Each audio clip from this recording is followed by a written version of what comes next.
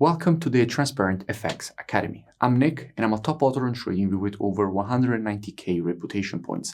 And in this video, I will try to understand where we have the highest probabilities for a potential move on this pair. Now, how will I be doing that?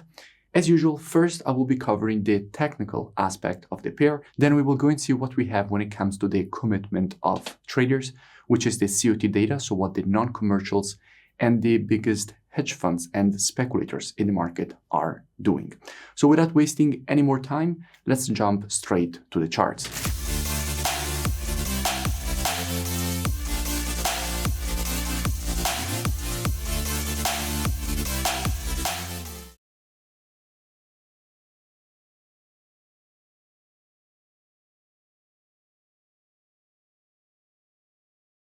In today's video, I want to speak about NZDUSD. Now, starting here from the monthly time frame, what do we have?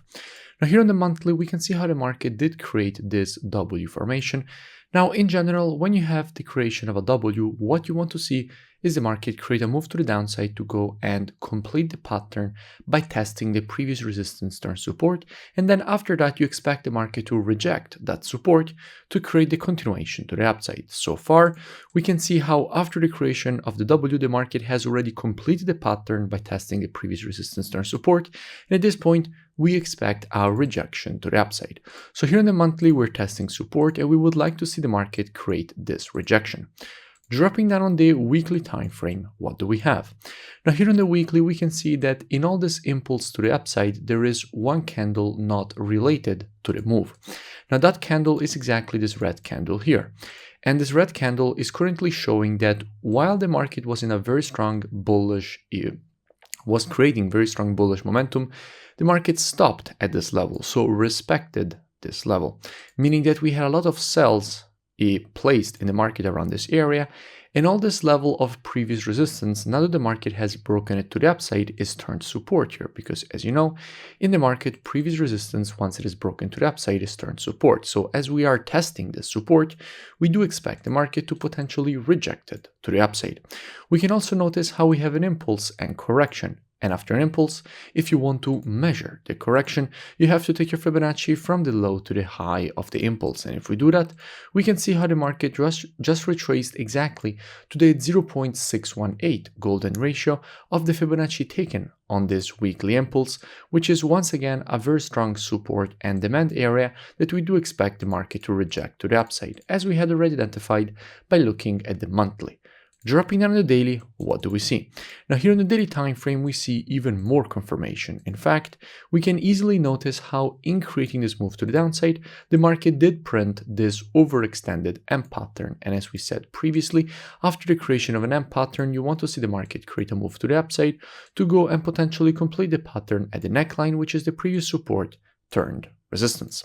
Now, if we go and see what we have when it comes to the commitment of traders, so the COT data, which is what the non-commercials and the biggest speculators, so hedge funds, are doing in the market, so how they're moving their orders, what we can see is that if we check the data specifically for the NZD, we can see how lately the net positions have been increasing. We went from having minus 14k net positions all the way up to having minus 1.5k net positions, with longs getting increased from 10.4k to 15.4k and shorts getting decreased from 28.1k to 16.9k. Now, if you're checking the data for the NZD, you're actually already checking NZDUSD, because all currencies on this spot are traded against the USD. So this is already NZDUSD, meaning that overall we are seeing longs added and shorts getting closed from an institutional perspective, which could lead to this rejection to the upside and completion of the M pattern.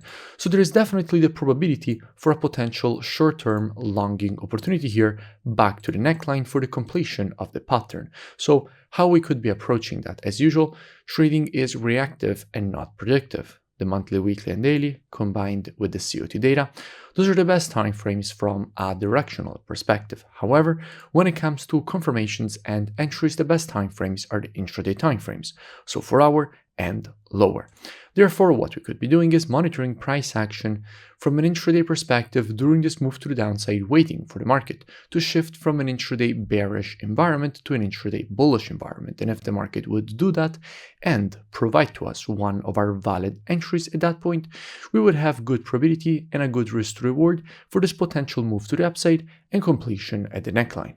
Now, if you do know what I'm speaking about when I say shift of market environment and valid entries, that is all part of the mentorship program, which you can now access completely for free. The link is in the description and I really suggest that you go and check it out. Also, if you enjoyed the video, make sure that you smash that like and comment below. It really does support the creation of more free analysis education and updates for all of you, because obviously it helps with the YouTube algorithm. And I will see you in my next video.